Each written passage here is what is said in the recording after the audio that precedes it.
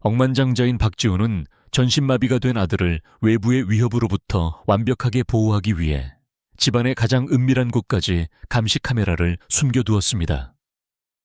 그는 그것이 아들을 위한 최선의 방패라 믿었지만 결국 그 차가운 기계의 눈을 통해 입주 도우미가 벌인 그의 영혼을 송두리째 뒤흔드는 충격적인 일을 목격하고야 말았습니다. 서울 강남 비즈니스 지구의 심장부, 차가운 유리와 강철로 요새처럼 지어진 본사 건물의 23층 이사회 회의실. 공기조차 무겁게 가라앉은 그곳에서 박지훈은 끝이 보이지 않을 정도로 길게 뻗은 흑단처럼 검고 묵직한 참나무 회의 탁자의 가장 상석에 앉아 있었습니다. 거대한 통유리 벽 너머로는 서울의 익숙한 회색빛 겨울 하늘이 납덩이처럼 낮게 깔려 끝없이 펼쳐져 있었고, 숲을 이룬 마천루들은 마치 감정이라고는 거세된 차가운 콘크리트 묘비들처럼 미동도 없이 도열해 있었습니다. 그의 앞에서는 수석 임원들이 차례대로 일어나 붉은색 레이저 포인터를 허공에 휘두르며 현란한 성장 차트와 새로운 프로젝트, 그리고 화이트보드에 투영된 수십억, 아니 수천억 원 단위의 비현실적인 숫자들을 열정적으로 발표하고 있었습니다. 그들의 목소리는 확신에 차 있었고 눈빛은 야망으로 번들거렸습니다. 박지훈은 습관적으로, 기계적으로 고개를 끄덕였습니다. 겉으로 보기에 그는 모든 단어를 놓치지 않고 경청하는 완벽하고 냉철한 회장님이었지만 사실 그의 영혼은 이미 오래전에 산소가 희박한 이 숨막히는 방을 떠나 부유하고 있었습니다. 벌써 6개월째였습니다. 그는 매일같이 이런 방에 박제된 듯 앉아 한때는 자신의 삶 전체를 정의하고 심장을 뜨겁게 뛰게 했던 그 치열한 비즈니스의 토론들을 이제는 마치 외계어처럼 공허한 눈빛으로 듣고만 있었습니다. 과거의 일레월크는 그가 세상의 모든 변수를 통제하고 지배하고 있다고 느낄 수 있는 유일한 안식처이자 견고한 요새였습니다.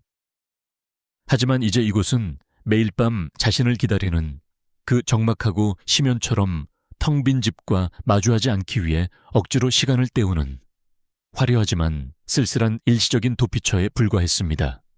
그때 정장 안주머니 깊숙한 곳, 심장과 가장 가까운 곳에서 휴대전화가 부드럽게 하지만 불길할 정도로 집요하게 진동했습니다. 징, 징, 징. 박지훈은 미간을 깊게 찌푸렸습니다. 수천억 원의 향방이 결정되는 이런 엄중한 이사회 회의 중에 그를 방해하는 것은 용납될 수 없는 일이었습니다. 그는 짜증과 피로가 뒤섞인 손길로 그저 알림을 끄기 위해 주머니에 손을 넣었습니다. 차가운 금속성의 기계가 손끝에 닿았습니다. 그는 화면을 보지 않고 넘기려 했지만 무심코 곁눈질로 확인한 순간 쿵 하고 심장이 바닥으로 곤두박질 쳤습니다. 가정용 보안 카메라 앱 주방 구역에서 움직임 감지. 그는 잠시 망설였습니다. 떨리는 손가락이 허공에서 멈췄습니다. 또 무엇이 문제란 말인가? 불안감이 엄습했습니다. 그리고 마치 보이지 않는 거대한 운명의 힘에 이끌리듯 박지훈은 홀린 듯 휴대전화 잠금을 해제했습니다. 작은 액정 화면 위로 집주방의 익숙한 풍경이 실시간으로 떠올랐습니다. 그리고 그 순간 박지훈을 둘러싼 회의실의 소음이 진공 상태처럼 사라지고 세상은 완전히 멈춰 섰습니다. 그의 아들, 민재가 그곳에 있었습니다. 항상 휠체어에 묶여있던 아이가 차가운 주방 타일 바닥에 다리를 힘없이 앞으로 뻗은 채 덩그러니 앉아 있었습니다. 아이는 사고가 나기 불과 몇 주 전 아내 수연이 백화점에서 우리 민재 피부색이랑 너무 잘 어울릴 거야 라며 환하게 웃으면서 사주었던 그 따뜻한 베이지색 후드 옷을 입고 있었습니다. 민재의 작은 양손에는 값비싼 로봇 장난감 대신 낡은 2개의 나무 요리 숟가락이 들려 있었습니다. 그리고 그 앞에는 크고 작은 스테인리스 냄비들이 뒤집힌 채 마치 서툰 오케스트라의 악기들처럼 반원 모양으로 놓여 있었습니다. 박지훈의 눈동자가 흔들렸습니다. 민재는 웃고 있었습니다. 그것은 아버지를 안심시키기 위해 억지로 입꼬리만 올리던 약하거나 슬픈 미소가 아니었습니다. 아직 빠지지 않은 작은 유치가 훤히 다 드러날 정도로 입을 크게 벌리고 눈꼬리가 반달처럼 휘어지며 갈색 눈동자가 생기로 반짝이는 그야말로 영혼 깊은 곳에서 화산처럼 터져나오는 웃음이었습니다. 깨르르, 챙, 챙. 아이가 고사리 같은 손으로 숟가락을 휘둘러 냄비를 두드릴 때마다 무질서하고 시끄럽지만 넘치는 생명력으로 가득 찬 금소금이 터져 나왔습니다. 그 청량하고 맑은 웃음소리가 휴대전화의 작은 스피커를 뚫고 나와 박지훈의 귓가에 그리고 메말라버린 가슴에 선명하게 울려 퍼졌습니다. 박지훈은 숨을 쉴 수 없었습니다. 목이 턱 막혀왔습니다. 저 웃음을, 저토록 티 없는 웃음을 마지막으로 본 게 언제였던가? 6개월 전이었습니다. 비가 억수같이 쏟아지던 그날 밤, 고속도로에서 차가 종잇장처럼 구겨지며 세상이 뒤집히던 그날 이후로 사랑하는 수연이 다시는 눈을 뜨지 못하고 차갑게 식어가던 그날 이후로 그리고 민재가 다시는 두 다리로 땅을 딛고 힘차게 일어설 수 없게 된 그 지옥 같은 6개월 동안 저 웃음은 박지훈의 기억 속에서만 존재하는 결코 잡을 수 없는 유령과도 같았습니다. 그리고 그때 화면 구석에서 그녀가 나타났습니다. 고용된 지 2주도 채 되지 않은 그저 스쳐 지나갈 사람이라 여겼던 입주 도우미 이은희였습니다. 그녀는 노란 고무장갑을 낀 채 단정해야 할 파란색 유니폼 앞서피 구겨주고 더러워지는 것도 아랑곳하지 않고 주방 바닥에 배를 대고 납작하게 엎드려 있었습니다. 그녀는 턱을 양손으로 괴고 위에서 아래로 내려다보는 것이 아니라 바닥에 앉은 민재와 완벽하게, 아주 완벽하게 눈높이를 맞춘 채 아이를 마주보고 있었습니다. 민재가 냄비를 두드려 엉성한 리듬을 만들어낼 때마다 이은희는 물개처럼 열렬히 손뼉을 치며 크게 웃었고 마치 예술의 전당 VIP석에서 세계 최고의 타악기 연주를 보는 관객처럼 환호했습니다. 세상에, 정말 잘했어 민재야. 와, 소리 진짜 멋있다. 네가 선생님이 본 중 최고의 드러머야. 앙코르, 앙코르. 그녀의 목소리는 싸구려 동정심이나 고용주를 의식한 어설픈 위로가 한 방울도 섞이지 않은 그저 따뜻하고 활기찬 인간, 대인간의 진심 그 자체였습니다. 박지훈은 손가락 마디가 하얗게 질릴 정도로 휴대전화를 꽉 쥐었습니다. 액정 화면 속의 그 장면은 너무나 비현실적이고 찬란해서 당장이라도 눈물이 터져 나올 것만 같았습니다. 주변에서는 회의가 계속되고 있었습니다. 누군가는 다음 분기 예상 수익에 대해 핏대를 세우며 열변을 토하고 있었고 누군가는 그의 결제를 얻기 위해 조심스럽게 회장님, 박 회장님 하고 불렀지만 박지훈의 귀에는 아무것도 들리지 않았습니다. 수조 원의 사업도 회사의 미래도 먼지처럼 하찮게 느껴졌습니다. 그가 볼 수 있는 것은 오직 하나였습니다. 낯선 여자가 하고 있는 일, 즉 민재의 친부인 자신조차 슬픔과 두려움에 갇혀 지난 긴 6개월 동안 감히 시도조차 하지 못했던 일을 너무나 자연스럽게 해내고 있는 자신의 집 주방 풍경뿐이었습니다. 가슴속 깊은 곳, 명치 언저리에서 무언가가 고통스럽게 조여왔습니다. 그것은 자신의 자리를 뺏긴 것에 대한 유치한 분노도 아니었고 아들을 웃게 해준 것에 대한 단순한 감사도 아니었습니다. 영영 잃어버려 잿더미가 된 줄 알았던 삶의 한 조각이 전혀 예상치 못한 타인의 손을 통해 불씨처럼 되살아나는 것을 목격했을 때의 당혹감, 부끄러움, 그리고 이름 모를 패배감이 뒤섞인 복잡하고 아린 통증이었습니다. 지훈 씨, 괜찮으십니까? 안색이 최고 재무 책임자 시어입고의 걱정스러운 목소리가 그를 억지로 현실로 끄집어 올렸습니다. 박지훈은 멍한 눈으로 천천히 고개를 들었습니다. 수십 명의 임원들이 의아해하는 시선으로 그를 응시하고 있었습니다. 그들이 방금 무슨 말을 했는지, 자신이 몇 분이나 넋을 잃고 있었는지 알 수 없었습니다. 그가 아는 것은 단 하나였습니다. 단 1초도 산소마저 부족하게 느껴지는 이 숨 막히는 회의실에 더 머물 수 없다는 사실이었습니다. 지금 당장 집에 가야겠습니다. 박지훈은 설명도 사과도 없이 갑작스럽게 의자를 박차고 일어났습니다. 의자가 뒤로 밀리며 날카로운 마찰음을 냈습니다.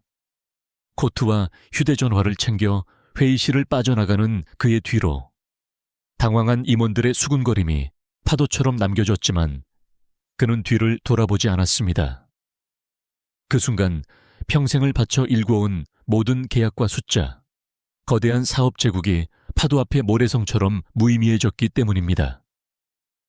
그의 머릿속은 오직 아들이 웃고 있는, 그리고 자신이 그토록 외면해온 고통스러운 진실이 드러나기 시작한 경기도의 그 집 주방 생각뿐이었습니다. 회의실 문이 닫히자마자 박지훈은 엘리베이터를 향해 거의 달리듯 걸어갔습니다. 구두 굽소리가 텅 빈 복도에 급박하게 울렸습니다. 몸은 앞으로 나아가고 있었지만 그의 마음은 아무리 발버둥쳐도 벗어날 수 없었던 6개월 전의 그날 저녁, 그 지옥 같은 시간으로 난폭하게 뒷걸음질 치고 있었습니다. 사고는 하늘이 뚫린 듯 억수같이 비가 쏟아지던 밤에 일어났습니다. 와이퍼가 미친 듯이 춤을 췄지만 시야는 흐릿했습니다. 조수석에 앉은 김수연은 뒷좌석의 민재를 돌아보며 세상에서 가장 환하게 웃고 있었습니다. 그녀는 저녁 메뉴로 된장찌개를 끓일지 김치찌개를 끓일지 이야기하고 있었고, 주말에는 민재를 데리고 한강공원에 가서 새로 산 연을 날리자고 들뜬 목소리로 말하던 참이었습니다. 박지훈은 그녀의 정확한 말들을 기억할 수 없었습니다. 기억나는 것은 오직 하나, 자신의 삶에 공기처럼 당연하게, 그리고 영원히 존재할 것 같았던 수연의 부드럽고 익숙한 웃음소리뿐이었습니다. 그리고 모든 것이 순식간에 끝났습니다. 빵! 반대 차선에서 중앙선을 넘어 돌진해오던 트럭의 눈부신 헤드라이트가 시야를 하얗게 삼켰습니다. 고막을 찢을 듯한 날카로운 브레이크 소리, 빗길의 통제력을 잃고 빙판 위를 춤추듯 미끄러지는 스티어링 휠의 무력한 감각.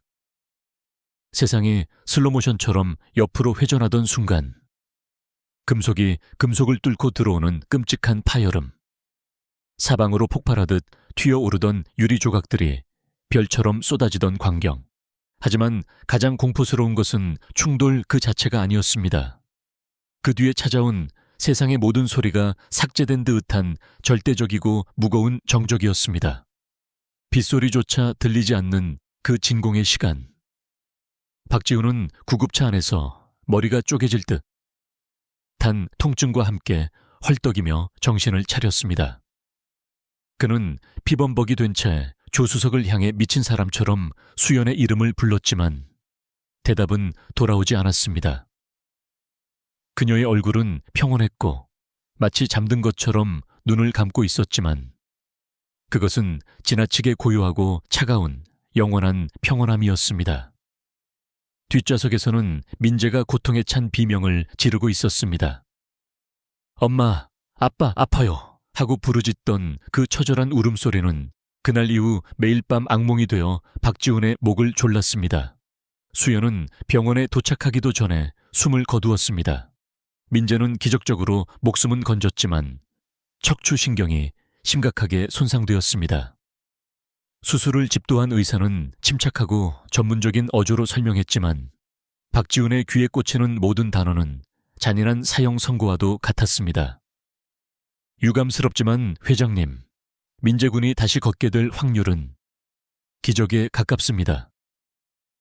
박지훈은 멍하니 고개를 끄덕였습니다. 울지도 않았고 소리를 지르지도 않았습니다. 마치 감당할 수 없는 거대한 고통 앞에서 그의 뇌가 스스로 전원을 내려버린 것 같았습니다. 그 후 며칠은 뿌연 안개 속을 걷는 듯 지나갔습니다.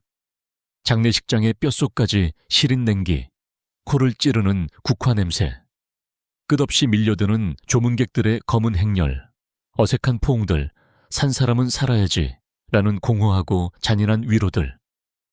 박지훈은 수연이 얼마나 훌륭한 아내였고 어머니였는지 이야기하는 사람들의 말을 들으며 영정 사진 앞에 서 있는 숨쉬는 시체가 되어갔습니다.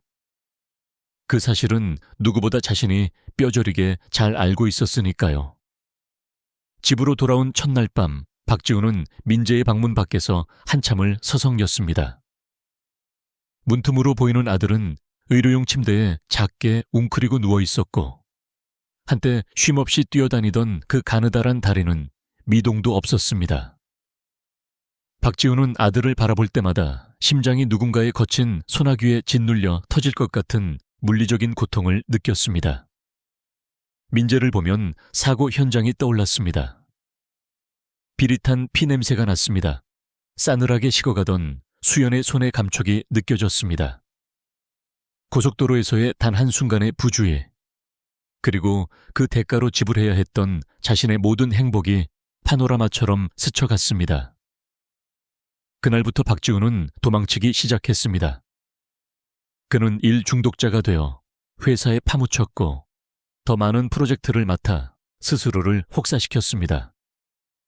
민재가 아침에 눈을 뜨기 전에 도망치듯 집을 나섰고 아들이 지쳐 잠든 늦은 밤에야 유령처럼 집으로 돌아왔습니다. 그는 스스로에게 끊임없이 변명했습니다. 치료비가 많이 필요해. 최고의 의사를 구하려면 돈을 벌어야 해. 이건 다 민재를 위한 거야. 하지만 진실은 달랐습니다. 박지훈은 아들의 시선을 견딜 자신이 없었습니다. 그 맑고 커다란 갈색 눈동자 속에서 그는 자신이 대답해 줄 수 없는 질문들을 읽었기 때문입니다. 엄마는 왜 안 와요? 나는 왜 이제 일어설 수 없어요? 그리고 아빠는 왜 나를 사랑하는 아들이 아니라 씻을 수 없는 아픈 상처처럼 바라보나요? 박지훈은 입주 도우미를 계속해서 고용하고 해고했습니다. 어떤 이들은 지나친 동정심에 빠져 울기만 했고, 어떤 이들은 민재를 마치 고장난 기계처럼 차갑고 사무적으로 대했습니다. 아무도 민재를 웃게 하지 못했습니다. 아무도 그 죽어버린 집에 온기를 불어넣지 못했습니다. 그리고 박지훈은 고통을 마주하는 법을 배우는 대신 원격으로 모든 것을 통제하는 비겁한 길을 선택했습니다. 숨겨진 카메라들. 처음에는 그저 불안한 마음에 혹시 모를 학대를 방지하기 위한 안전장치라고 합리화했습니다. 그는 국내 최고의 보안업체에 의뢰해 전문가조차 찾아내기 힘든 초소형 카메라들을 집안 곳곳에 설치했습니다. 벽시계의 숫자 뒤, 전기 콘센트의 구멍 안, 천장 모서리, 심지어 복도에 걸린 가족사진 액자 속에도 카메라의 차가운 눈이 번뜩이고 있었습니다. 그것들은 24시간 내내 집안의 모든 것을 기록했습니다. 그는 아들을 보호하기 위해서라고 말했지만 심연 깊은 곳에서는 알고 있었습니다. 그것이 아들의 곁에 머무르지 않으면서도 아버지를 연기할 수 있는 죄책감을 덜기 위한 도구라는 것을요. 참여하지 않고 안전한 거리에서 모든 것을 지켜보고 싶었던 것입니다. 저녁에 사무실에서 돌아온 박지훈은 곧장 아들의 방으로 가지 않았습니다. 대신 서재에 틀어박혀 책상 스탠드 불빛 아래 지친 얼굴을 비추며 태블릿의 카메라 앱을 열었습니다. 그는 하루 전체를 되감아 보았습니다. 민재가 혼자 밥을 깨작거리는 모습, 휠체어에 앉아 창밖을 하염없이 바라보는 모습, 그러다 조용히 어깨를 들썩이며 눈물을 훔치는 모습을 화면 너머로 지켜보았습니다. 어른들이 아이의 눈빛을 알아차리지 못하고 무심하게 지나가는 것도 보았습니다. 무언가를 간절히 찾는 눈빛이었습니다. 박지훈은 지켜보았지만 감히 안으로 발을 들이지는 못했습니다. 카메라는 그에게 통제감을 주었지만 동시에 아들로부터 자신을 격리시키는 보이지 않는 두꺼운 유리벽이 되었습니다. 감정이 너무 무거워질 때면 언제든 버튼 하나로 화면을 꺼버리면 그만이었으니까요. 민재의 시선을 직접 마주할 필요도, 아들이 부르는 소리를 들을 필요도, 아직 치유되지 않은 통증을 만질 필요도 없었습니다. 그러다 이은희가 나타났습니다.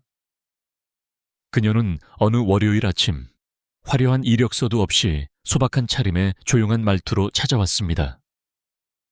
박지훈은 거의 신경 쓰지 않았습니다. 그에게 이은희는 그저 오고 가는 사람들 명단에 적힌 또 하나의 이름, 대체 가능한 인력일 뿐이었습니다. 하지만 카메라는 거짓말을 하지 않았습니다. 첫날부터 박지훈은 무언가 이상한 점을 느꼈습니다. 은희는 일을 기계적으로 처리하지 않았습니다. 집안의 정막을 깨기 위해 TV를 크게 틀지도 않았습니다. 그녀는 민재에게 끊임없이 말을 걸었습니다. 아이가 단답형으로 대답하거나 침묵해도 그녀는 마치 민재의 마음속 이야기를 다 듣고 있다는 듯 인내심 있게 기다렸습니다. 박지훈은 화면을 통해 그녀를 지켜보며 설명할 수 없는 불안감을 느꼈습니다. 그녀가 무언가 잘못하고 있어서가 아니라 그녀가 옳은 일을 하고 있었기 때문입니다. 그 자신이 결코 용기 내지 못했던 방식으로 말입니다. 지하 2층입니다. 엘리베이터 안내 음성과 함께 문이 열렸습니다. 박지훈은 쿵쾅거리는 심장을 부여잡고 안으로 발을 들였습니다. 문이 메마른 소리를 내며 닫히고 좁은 공간에 혼자 남겨지자 그는 다시 휴대전화 화면을 확인했습니다. 영상은 여전히 재생되고 있었습니다. 민재는 땀까지 뻘뻘 흘리며 숟가락으로 냄비를 두드리고 있었고 그 소리는 서툴렀지만 분명히 세상에서 가장 아름다운 음악이었습니다. 은희는 리듬에 맞춰 엉덩이를 들썩이며 박수를 치고 있었습니다. 그녀의 웃음소리와 민재의 까르르거리는 소리가 뒤섞여 지난 6개월간 무덤처럼 고요했던 그 집을 가득 채우고 있었습니다. 박지훈은 영상을 되감고 또 되감았습니다. 3번, 4번. 볼 때마다 놓쳤던 디테일들이 눈에 들어왔습니다. 민재가 목을 편안하게 할 수 있도록 은희가 자신의 몸을 낮추는 각도, 아이가 신이 나서 냄비를 칠 때마다 진심으로 감탄하는 그녀의 반짝이는 눈빛. 그녀에게는 세상의 그 순간보다 중요한 일은 없는 것 같았습니다. 엘리베이터가 고통스러울 정도로 천천히 내려갔습니다. 박지훈은 흐르는 1초, 1초를 참을 수 없는 고문처럼 느꼈습니다. 수십억 달러의 거래 중에도 자신의 경력을 결정짓는 계약서에 서명할 때도 이토록 초조했던 적은 없었습니다. 이번에는 달랐습니다. 이번에는 집에 가야만 했습니다. 지하 주차장에 도착하자마자 박지훈은 뛰쳐나갔습니다. 차에 시동을 걸고 엑셀을 밟았습니다. 밀폐된 공간에서 엔진 소리가 맹수처럼 굉음을 냈지만 그는 상관하지 않았습니다. 퇴근 시간의 서울 도심은 거대한 주차장처럼 막혀 있었습니다. 빨간 브레이크 등 불빛이 강물처럼 계속 이어졌고 곳곳에서 신경질적인 경적 소리가 울렸습니다. 박지훈은 거의 본능적으로 운전했습니다. 교차로에서 멈출 때마다 그는 휴대전화 화면을 곁눈질했습니다. 영상은 여전히 나오고 있었습니다. 민재는 여전히 웃고 있었습니다. 이은희는 여전히 바닥에 누워 있었습니다. 한 가지 질문이 그의 머릿속에서 맴돌았습니다. 끈질기고 피할 수 없는 질문이었습니다. 도대체 왜 거의 아무것도 모르는 저 여자가 어떻게 친아빠인 나도 6개월 동안 하지 못한 일을 저렇게 쉽게 할 수 있는 거지? 차가 경기도의 한적한 도로로 접어들자 빗방울이 차창을 때리기 시작했습니다. 그날 밤처럼 공포가 엄습했지만 그는 속도를 줄이지 않았습니다. 익숙한 집에 윤곽이 보였습니다. 박지훈은 차를 거칠게 주차하고 가슴이 터질 듯한 박동을 느끼며 깊은 숨을 몰아쉬었습니다. 박지훈은 거의 소리를 내지 않고 조심스럽게 집의 현관문을 열었습니다. 하지만 문이 닫히는 순간에도 그 익숙한 소음은 여전히 공간을 메우고 있었습니다. 챙, 챙, 둥, 둥. 금속이 부딪히는 불협화음. 그리고 그 사이를 메우는 아이의 자지러지는 웃음소리. 그것은 디지털 신호로 변환된 영상이 아닌 공기를 타고 전해지는 현실의 소리였습니다. 박지훈은 주방으로 이어지는 좁은 복도 끝에서 발을 떼지 못하고 얼어붙었습니다. 이 집에서, 이 현관문 안에서 웃음소리를 들은 것이 대체 얼마만인가. 심장이 너무 세게 뛰어서 가슴속에서 그 소리가 울릴 것만 같았습니다.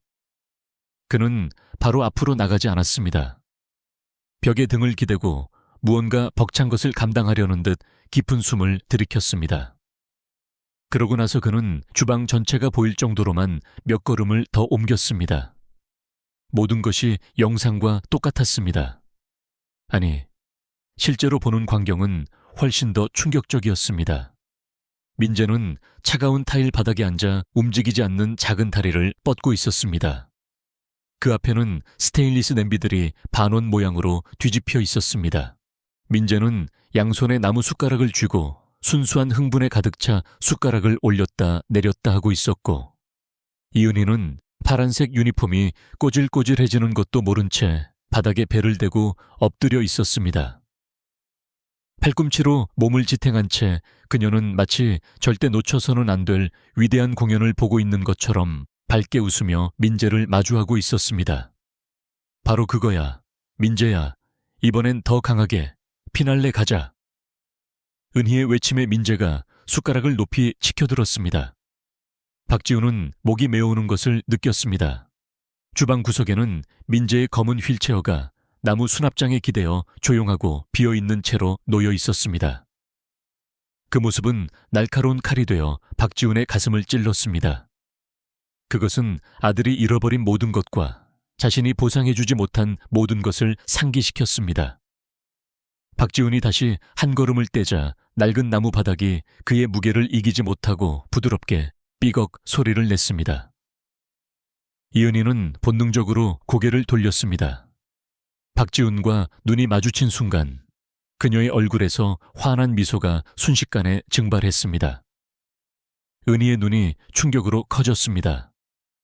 그녀는 감전된 사람처럼 화들짝 놀라며 바닥에서 몸을 일으켰고 다급하게 고무장갑을 벗으며 너무 서둘러 일어나는 바람에 거의 넘어질 뻔했습니다. 박지훈 씨, 생각보다 일찍 오셨네요. 그녀의 목소리가 떨렸습니다. 민재도 멈췄습니다. 손에 들려있던 나무 숟가락이 힘없이 바닥으로 떨어져 다그락 하고 굴러갔습니다. 아이는 큰 갈색 눈으로 박지훈을 올려다보았습니다. 그 눈에는 최근 몇 달 동안 너무나 자주 보았던 당혹감이 서려 있었습니다. 눈앞의 남자가 계속 머물러 줄지 아니면 다시 사라질지 알 수 없는 아이의 표정이었습니다. 아빠가 또 화를 내실까? 내가 너무 시끄럽게 한 걸까? 하는 두려움이 스쳤습니다. 이은희는 재빨리 몸을 굽혀 널브러진 냄비들을 거두기 시작했습니다. 손이 눈에 띄게 떨리고 있었습니다. 제가 집 전체를 다 청소해 놓았습니다. 정말이에요. 그녀는 숨을 헐떡이며 서둘러 말했습니다. 변명이라기보다는 생존을 위한 호소에 가까웠습니다. 어느 방이든 확인해 보셔도 돼요. 단지 민재가 너무 많이 울어서 잠시 멈췄던 거예요. 딱 몇 분만 같이 놀아주고 밥을 먹이려고 했어요. 맹세해요. 농땡이 피운 게 아니에요. 박지훈은 그 장면을 바라보며 가슴이 아프게 뒤틀리는 것을 느꼈습니다. 그는 어른들이 민재 주변의 모든 것을 서둘러 치워버리는 광경에 너무나 익숙했습니다. 마치 아들의 기쁨이 잘못된 것이라도 되는 양, 가능한 한 빨리 치워야 할 무언가처럼 말입니다. 그 냄비들 그대로 내려놓으세요. 박지훈의 목소리는 낮고 의도했던 것보다 더 딱딱하게 나왔습니다. 이은희는 두 개의 냄비를 손에 든 채 온몸이 굳어버렸습니다. 그녀는 천천히 고개를 돌려 그를 바라보았고 눈은 걱정으로 가득 찼습니다. 그 순간 박지훈은 이은희가 무슨 생각을 하는지 깨달았습니다. 그녀는 자신이 해고될 것이라고 확신하고 있었습니다. 제발요, 지훈 씨. 이은희는 눈가에 눈물이 고인 채 떨리는 목소리로 말했습니다. 저 이 일이 꼭 필요합니다. 맹세코 게으름을 피운 게 아니에요. 집은 정말 깨끗해요. 모든 방을 닦았고 화장실도 다 청소했고 빨래도 다 개어 놓았습니다. 요청하신 대로 소파에 얼룩도 지웠고요. 그녀는 감정을 추스르려 깊은 숨을 들이켰습니다. 민재가 너무 슬퍼 보여서 10분도 안 되게 멈췄던 것뿐이에요. 민재가 그런 모습을 하는 걸 그냥 보고만 있을 수 없었어요. 박지훈은 팔짱을 끼고 주방 문틀에 기대어 섰습니다. 그는 이은희를 오랫동안 바라본 다음 시선을 민재에게 옮겼습니다. 아이는 고개를 숙이고 작은 두 손을 맞잡은 채 어깨를 약간 움츠리고 있었습니다. 조금 전의 웃음은 마치 존재하지 않았던 것처럼 완전히 사라져 있었습니다. 박지훈의 심장이 조여왔습니다. 내가 왜 그런 말을 하는지 압니까? 박지훈이 천천히 말했습니다. 당신은 집을 청소하라고 고용된 것이지 내 아들과 차가운 바닥에 누워 놀라고 고용된 게 아닙니다. 이은희는 당황한 기색이 역력한 채 눈을 깜박였습니다. 저는 그냥 아이와 놀아주고 있었을 뿐입니다. 지훈 씨, 왜? 박지훈이 목소리를 낮추며 물었습니다. 왜 저 차가운 바닥에 누워 일을 멈춘 겁니까? 의자에 편하게 앉아도 되잖아. 왜 굳이 저 더러운 바닥에 엎드려 있었냐고 묻는 겁니다. 이은희는 잠시 침묵했습니다. 그러더니 냄비들을 내려놓고 허리를 곧게 펴고 박지훈을 똑바로 쳐다보았습니다. 그녀의 눈에서 두려움은 사라지고 대신 차분하고 깊은 진심이 자리를 잡았습니다. 민재가 바닥에 앉아 있으니까요. 그녀가 말했습니다. 민재가 바닥에 있는데 제가 어떻게 의자에 앉아요? 그래서 저도 바닥에 앉은 거예요. 박지훈은 가만히 있었습니다. 이은희는 마치 세상에서 가장 당연한 진실을 말하듯 흔들림 없는 목소리로 말을 이었습니다. 아이들은요, 어른들이 거인처럼 서서 머리 위에서 내려다보는 것을 원치 않아요. 그건 감시지 교감이 아니에요. 아이들에게는 눈높이를 맞춰주는 사람이 필요합니다. 어른이 그냥 지켜보는 게 아니라 자신과 함께 있다는 것을 느껴야 해요. 날카로운 무언가가 박지훈의 가슴을 찔렀습니다. 그녀는 천천히 그러나 단호하게 말을 이었습니다. 제가 만약 의자에 앉거나 서서 내려다보기만 했다면 전 정말로 민재와 놀아주는 게 아니었을 거예요. 저는 그저 민재의 삶을 스쳐 지나가는 또 다른 어른, 관리자일 뿐이었겠죠. 주방에 정적이 감돌았습니다. 시계 초침 소리만이 째깍째깍 울렸습니다. 박지훈은 이은희를 바라보았습니다. 그러고 나서 민재를 바라보았고 6개월 만에 처음으로 숨이 막힐 정도로 아픈 진실을 깨달았습니다. 그는 단 한 번도 아들과 함께 바닥에 앉아본 적이 없었습니다. 항상 휠체어에 앉은 아이를 내려다보거나 침대에 누운 아이를 내려다보았을 뿐이었습니다. 이은희의 말이 끝난 후 주방은 무거운 침묵에 빠졌습니다. 박지훈은 여전히 문틀에 기댄 채 팔짱을 끼고 있었지만 그 자세에서는 더 이상 평소에 통제감을 찾아볼 수 없었습니다. 그것은 마치 자신의 깊은 내면이 타격을 입은 후 스스로를 지탱하려는 얇은 방어막처럼 보였습니다. 너무나 당연하다는 듯이 말하는군요. 박지훈이 낮고 메마른 목소리로 말했습니다. 하지만 당신은 그러라고 고용된 게 아닙니다. 이은희는 깊은 숨을 들이켰습니다. 그녀는 사과하며 고개를 숙이지도 않았고 자신이 완수한 일들을 나열하지도 않았습니다. 계약서에 적혀 있지는 않을지 모릅니다. 이은희가 천천히 말했습니다. 하지만 요청받지 않아도 해야 할 일들이 있다고 믿어요. 예를 들면요.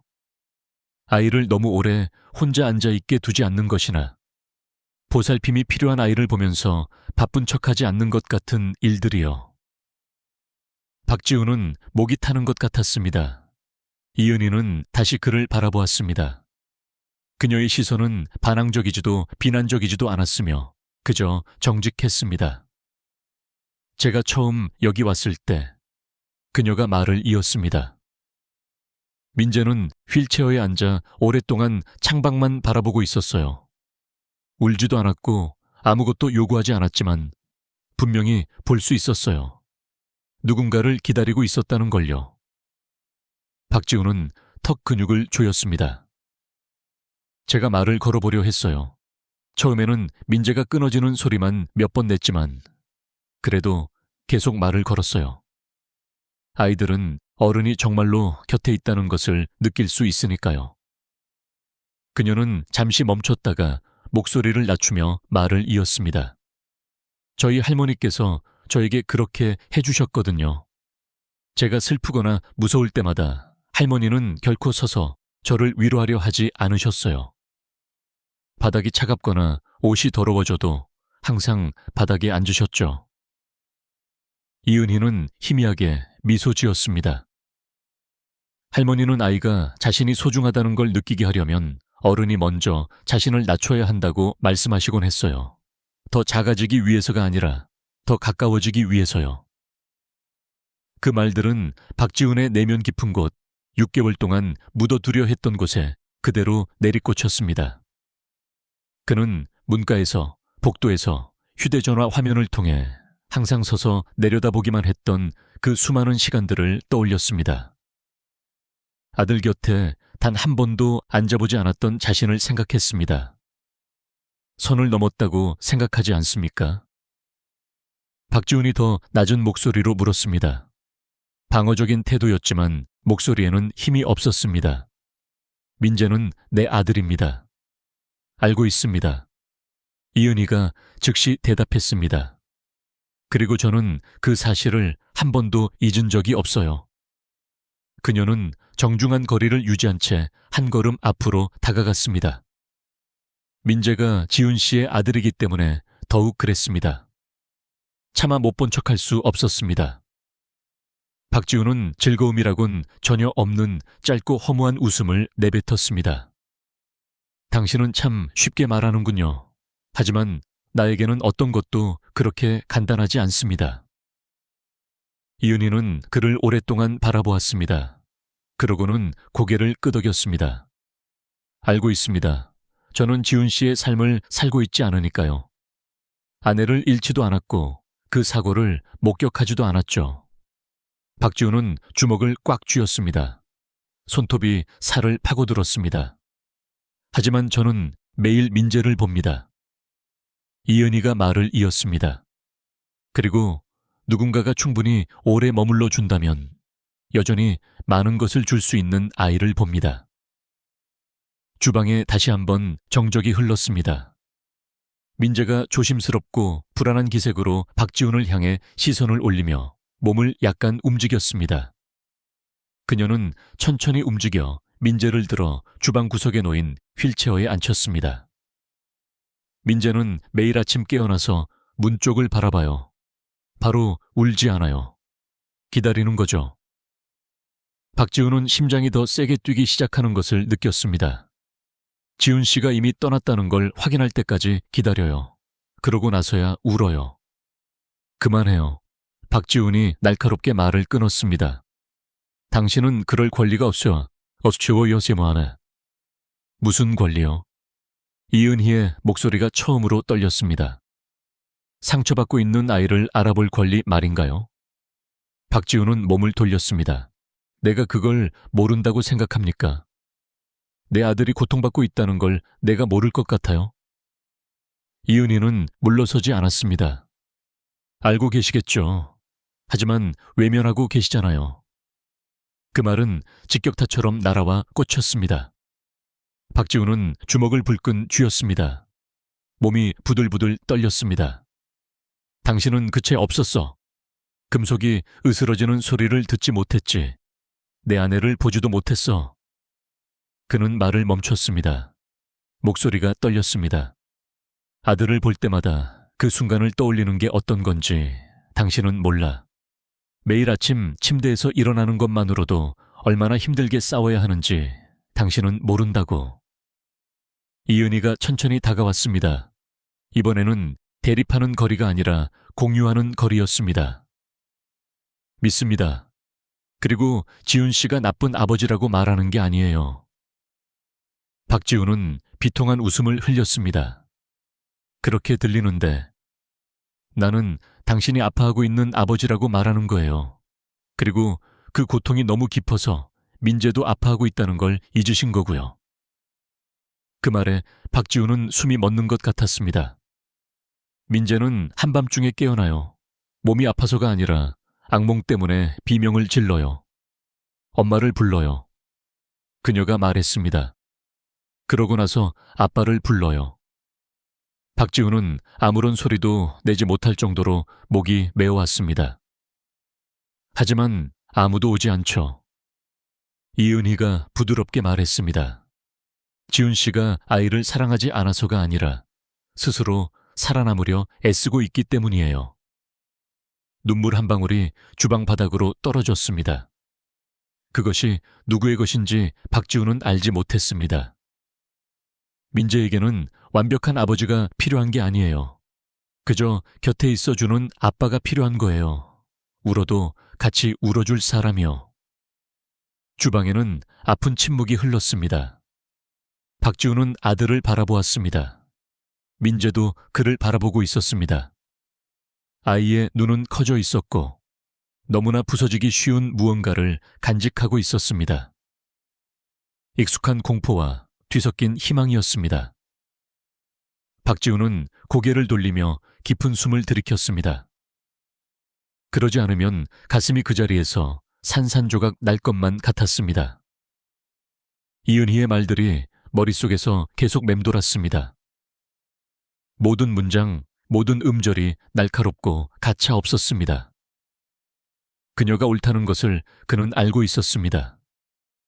그리고 그것이 바로 그가 견딜 수 없었던 점이었습니다.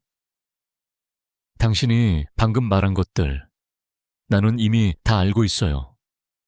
박지훈이 갑자기 입을 열었습니다. 그의 목소리는 갈라져 있었습니다. 이은희는 놀란 표정으로 그를 올려다보았습니다. 악몽들, 민재가 우는 아침들, 문을 바라보며 혼자 앉아있는 시간들. 그는 말을 잠시 멈췄습니다. 꽉 쥔 손이 떨리고 있었습니다. 내가 다 보았으니까요. 이은희는 미간을 찌푸렸습니다. 보셨다고요? 어떻게? 박지훈은 그녀를 똑바로 마주하기 위해 몸을 돌렸습니다. 이제 되돌릴 수 없었습니다. 집에 카메라를 설치했습니다. 모든 곳에요. 주방의 공기가 얼어붙는 것 같았습니다. CCTV요. 이은희가 낮은 목소리로 되물었습니다. 숨겨져 있었지. 박지훈은 한마디 한마디가 목에 걸리는 듯 했습니다. 시계, 콘센트, 액자 속에 24시간 내내 기록되고 있어요. 이은희는 한 걸음 뒤로 물러났습니다. 저를 감시하고 계셨던 건가요? 그녀의 목소리가 충격으로 떨렸습니다. 박지훈은 빠르게 말했습니다. 당신 때문이 아니었어. 처음에는 다른 사람들 때문이었지. 민재가 안전한지 확인해야 했어. 아무도 믿을 수 없었으니까. 이은희가 그의 말을 끊었습니다. 그녀의 목소리는 갑자기 날카로워졌습니다. 그녀는 짧은 웃음을 내뱉었지만 즐거움은 전혀 없었습니다. 저를 위협적인 존재로 보셨군요. 아들을 해칠지도 모르는 사람처럼요. 박지훈은 입을 벌렸지만 아무런 말도 나오지 않았습니다. 제가 일하는 걸 지켜보셨겠네요. 민재에게 말 거는 것도 보셨겠죠.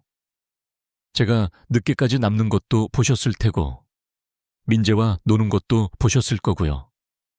그녀의 눈이 붉어졌습니다.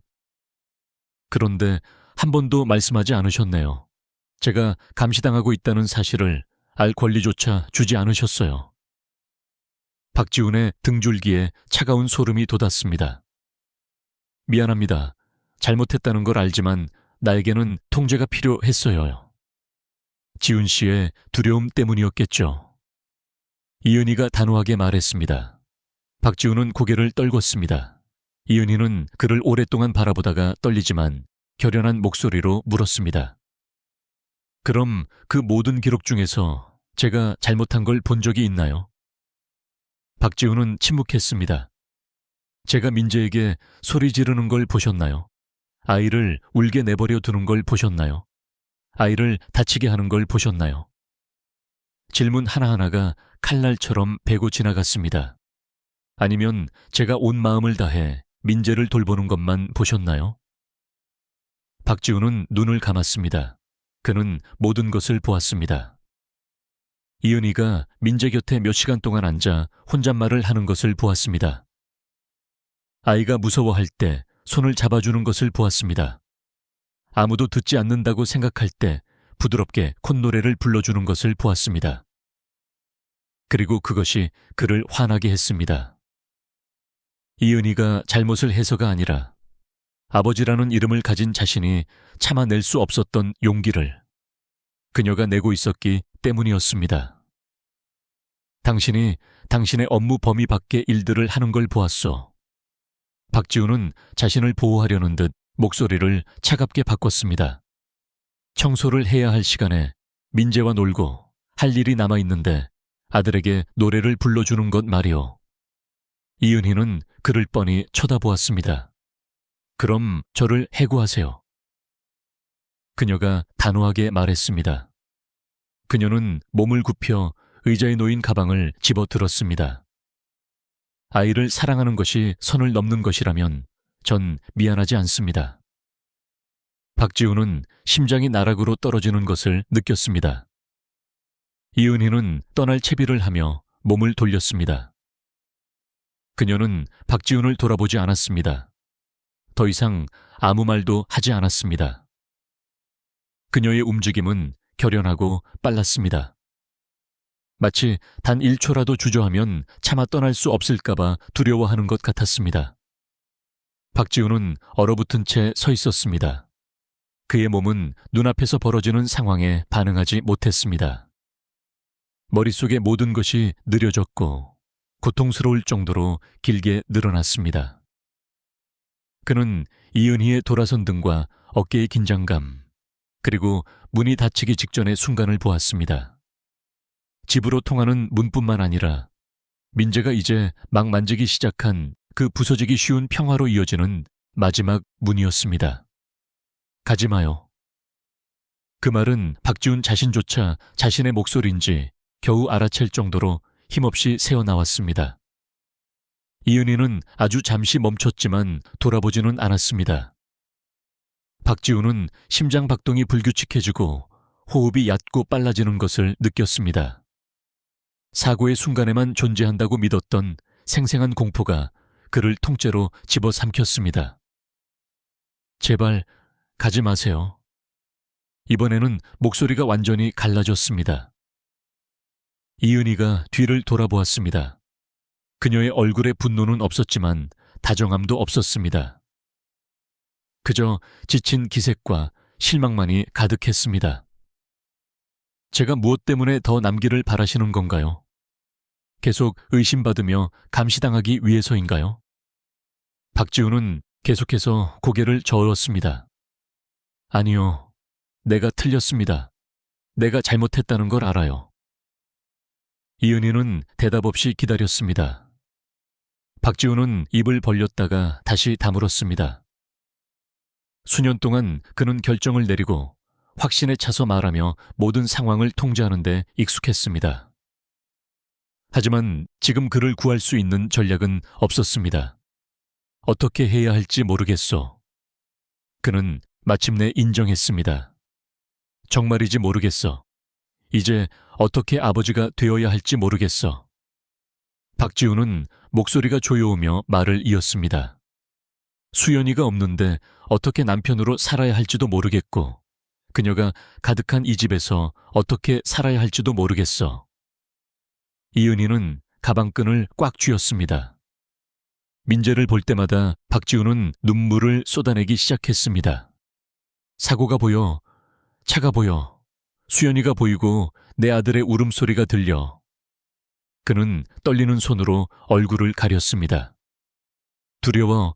내 아들에게 다가가면, 예전처럼 사랑하게 되면, 그러면 다시 아이를 잃게 될까봐 두려워. 이은희는 숨을 멈췄습니다. 또 다른 상실을 견뎌낼 수가 없어. 이미 아내를 잃었어. 민재까지 잃을 수는 없어. 눈물이 손가락 사이로 흘러 바닥으로 떨어졌습니다. 카메라를 설치한 게 잘못이라는 걸 알아. 당신에게 상처를 주었다는 것도 알지만 당신을 의심해서 그런 게 아니었어. 그는 붉게 충혈된 눈으로 이은희를 올려다보았습니다. 나 자신을 믿지 못해서 그랬던 거요. 주방에 침묵이 내려앉았습니다. 민재가 작은 소리를 냈습니다. 아이는 일어나는 모든 일을 다 이해하지는 못했지만 긴장감을 느끼고 있었습니다.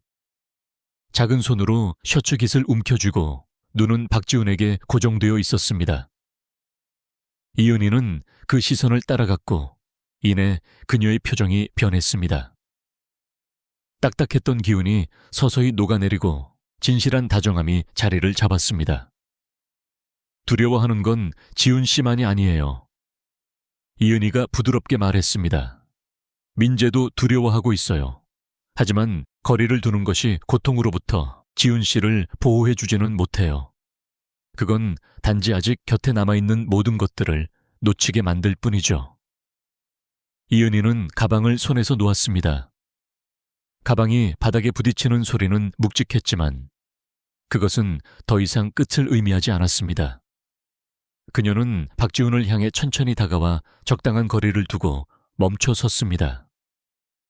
지훈 씨는 도움이 필요해요. 그런 도움을 줄 수 있도록 훈련받은 사람의 진짜 도움이요. 박지훈은 본능적으로 고개를 저었습니다. 아니, 나는 필요해요. 그녀가 부드럽지만 단호하게 말을 끊었습니다. 그러지 않으면 이 고통이 당신을 집어삼킬 거예요. 그리고 민재도요. 박지훈은 더 이상 반박하지 않았습니다.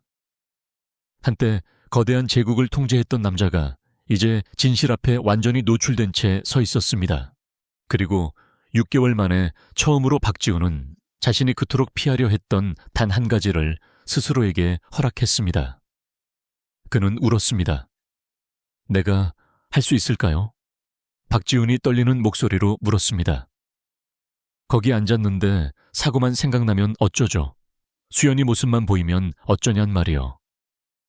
이은희는 고개를 돌려 그를 바라보았습니다. 시선은 확고했습니다.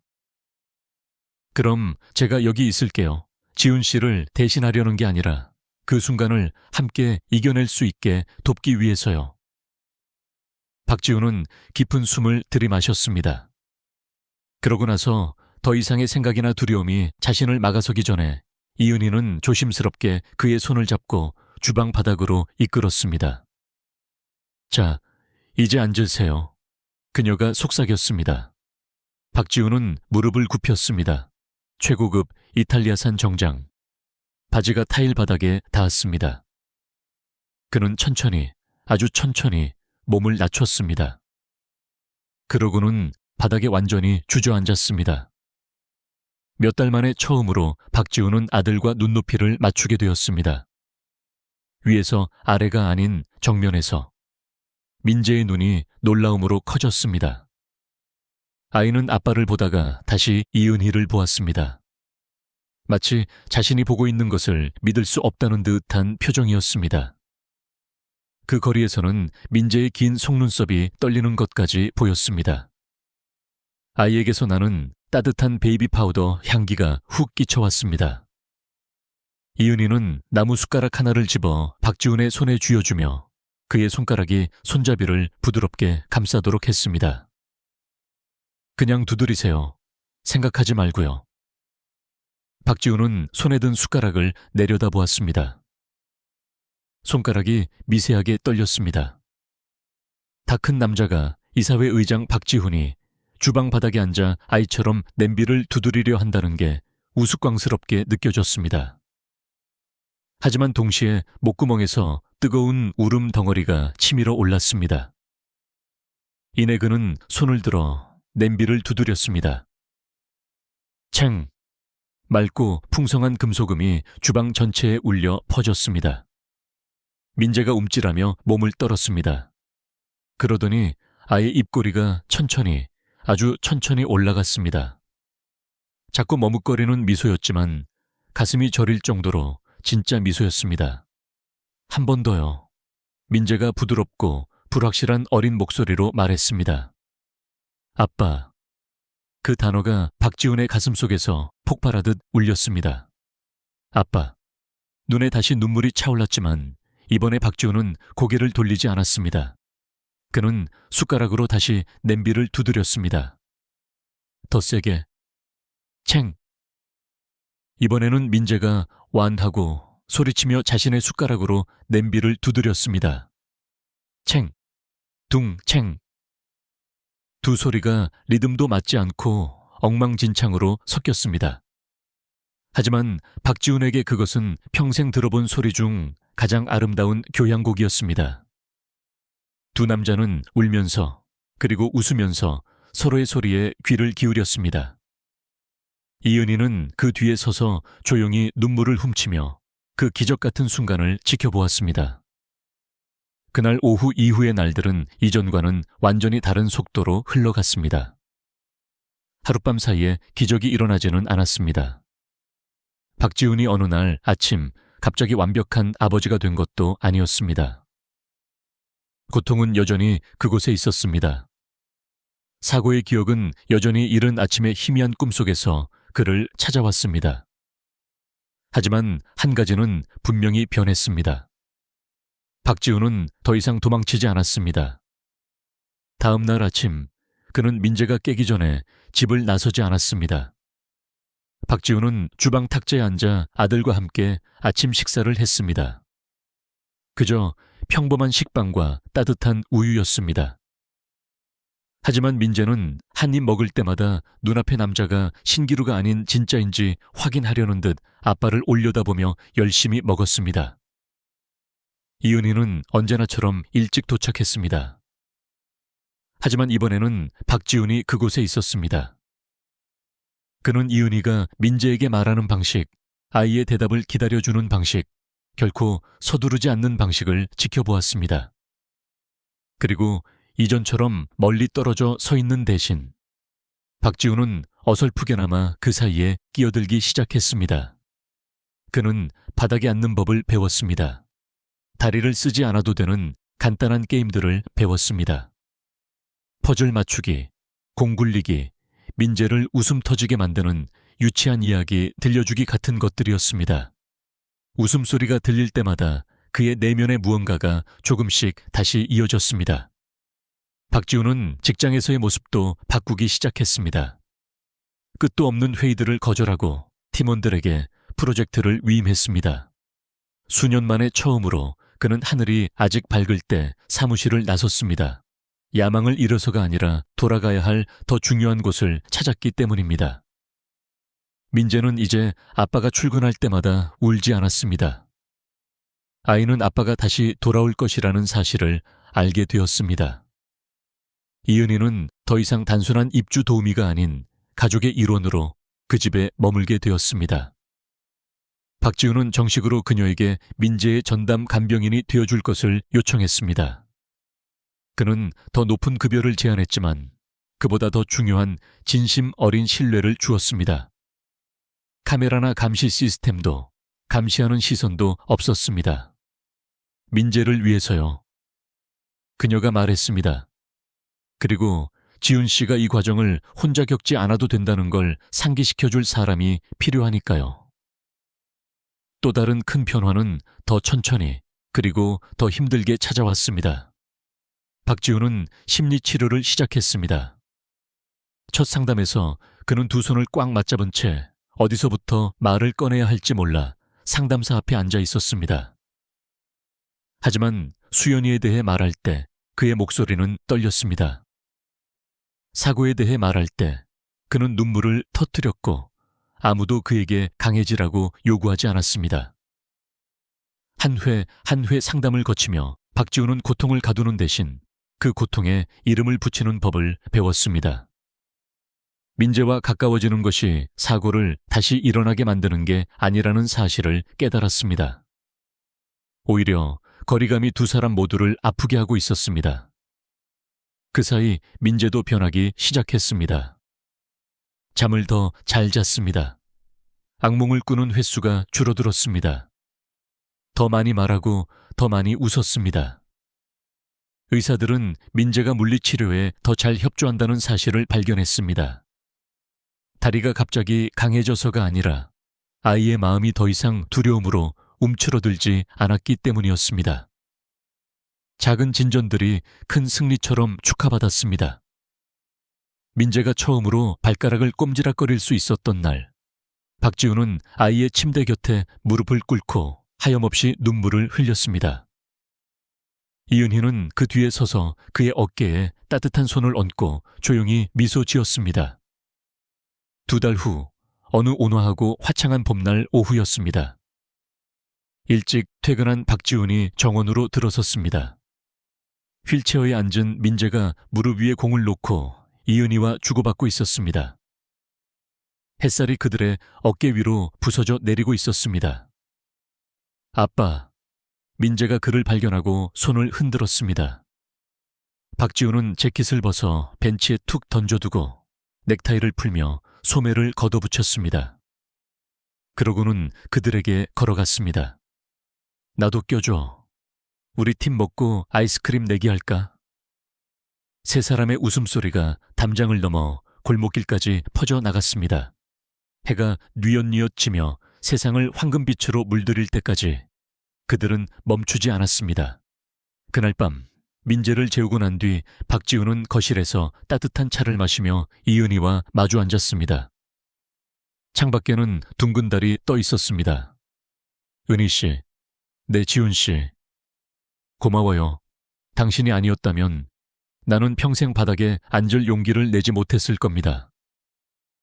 이은희는 찻잔을 만지작거리는 거친 손을 보며 수줍게 미소 지었습니다. 제가 한 건 없어요. 지훈 씨가 용기를 낸 거죠. 저는 그냥 아주 조금 거들었을 뿐이에요. 박지훈은 고개를 저었습니다. 그리고 창밖의 달을 바라보며 생각했습니다. 누군가의 곁에 묵묵히 머물러 주는 것, 더러운 바닥이라도 기꺼이 함께 앉아 눈을 맞춰주는 것, 그것이야말로 죽어가는 영혼을 살리는 가장 위대한 기적이라는 것을 그는 이제야 깨달았습니다. 그리고 그 기적이 자신의 집에서 매일 일어나고 있다는 사실에 아주 깊이 감사했습니다.